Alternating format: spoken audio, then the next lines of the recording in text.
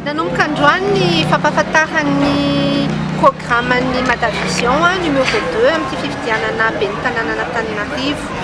Natomboka teto Analakely zany tamin'ny alanan'ny fizaranan'ny flyers izay misy ny apahan'ny programmanay voalohany ary mbola hidiny izay eny anivon'ny fokontany rehetra ampahafantatra ny programma izay miantefa mivantana amin'ny mponina. Raha ny Madavision manokana dia resy lahatra izahay fa ny mponina aloha ny tokony manana ny toerany sy mivelatra ary manana maizy azy izay vao manana maizy azy ny tanàna.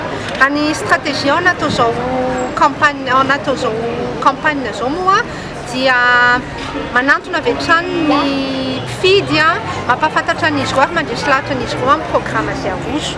Ka ny programma izay tinay dia sady tsotra, azo tanterahina tsara ary misy fiantraikany mivantana amin'ny mponina eny anivon'ny fokontany. Lara-pahamehana daholo ny rehetra raha ny atao amintsika fa hitantsika eny anivon'ireny programma ireny izay miantefa voalohany eny anivon'ny mponina sy fandaminana ny fiarahamonina amin'ny ankapobeny izay no apetrakintsika ho lara-pahamehana. Ny zaraina androany zao ny programma dia momba ny rano, ny bassin izay mampijaly ny mponina eny anivon'ireny fokontany ireny, ao koa ny fandriampahalemana sy ny lalakely.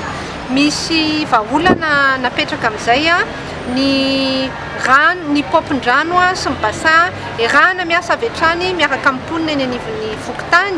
Ary ny fandriampahalemana kosany izay tokantrano rehetra vonona hiara-iasa amin'ny commune dia ho asiana jiro, panneau solaire eo aminy ka sady mazava ny eo tokotaniny no mazava ny lalakely. Asiana vavahady koa eny amin'ireny lalakely ireny mba hitandrovana ny fandriampahalemana.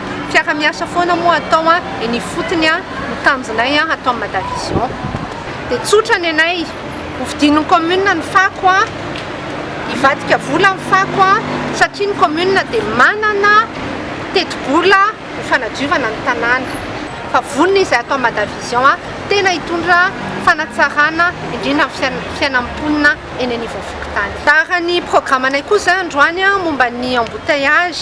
Ny fomba fiasanay moa dia problème iray vahaolana maromaro.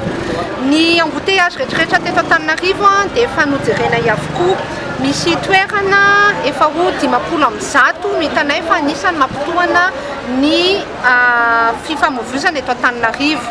Apetraka ny fandaminana indrindra ho an'ireo taxi be ary efa misy coopérative vonona ny resy lahatra zany amin'ny vahaolana izay entinay fandaminana no atao fandaminana mba samy manara-dalàna daholo dia efa mety miva à 50% ny fifamoivoizana eto Antananarivo.